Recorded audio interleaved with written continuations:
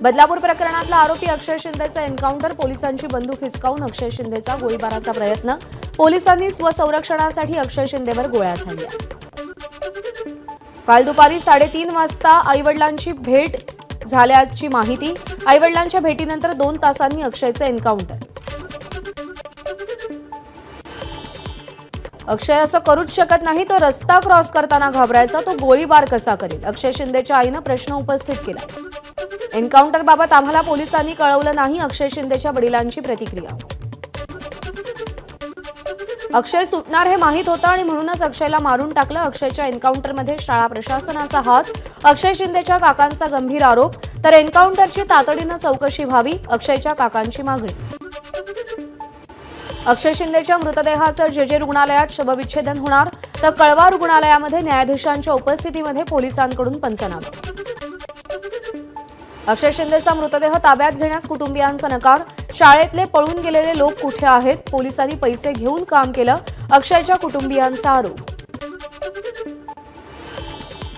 अक्षय शिंदेच्या मृत्यूची एसआयटी कडून चौकशी होणार, ठाणे पोलिसांकडून विशेष तपास पथकाची स्थापना, गुन्हे शाखेचे अतिरिक्त पोलीस आयुक्त पंजाबराव उगलेंच्या देखरेखीखाली तपास होणार।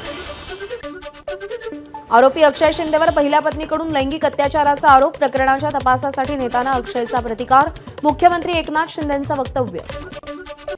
बदलापूर प्रकरणातील आरोपी अक्षय शिंदेनं केलेल्या गोळीबारात एपीआय निलेश मोरे यांच्या पायाला गोळी लागली, निलेश मोरेंवर कळवा रुग्णालयात उपचार सुरू।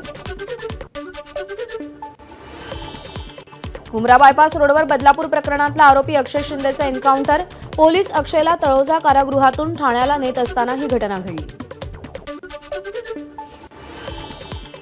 ठाण्याचे पोलीस आयुक्त आशुतोष डुमरेंनी रात्री उशिरा जखमी पोलीस अधिकाऱ्यांची भेट घेतली, योग्य ती काळजी घ्या, डुमरे यांच्या पोलिसांना सूचना।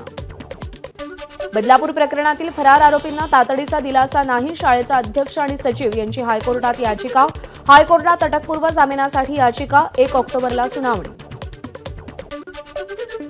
अक्षयनं पोलिसांची बंदूक खेचून गोळी चालवली, पोलिसांच्या गोळीबारात अक्षयचा मृत्यू, उपमुख्यमंत्री देवेंद्र फडणवीसांची प्रतिक्रिया।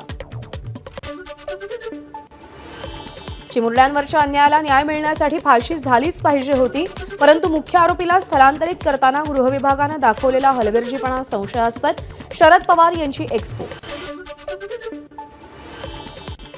महायुती सरकारनं बदलापूर प्रकरण अत्यंत चुकीच्या पद्धतीनं हाताळलं, आधी एफआयआर दाखल करण्यात उशीर केला आणि आता आरोपीचा मृत्यू झाला, कायदा सुव्यवस्था आणि न्यायव्यवस्थेची ही थट्टा आहे, सुप्रिया सुळेंची टीका।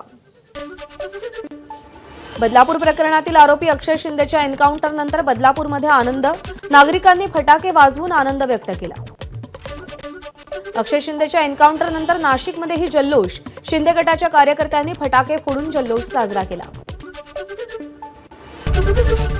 एबीपी माझा, उघडा डोळे बघा नीट।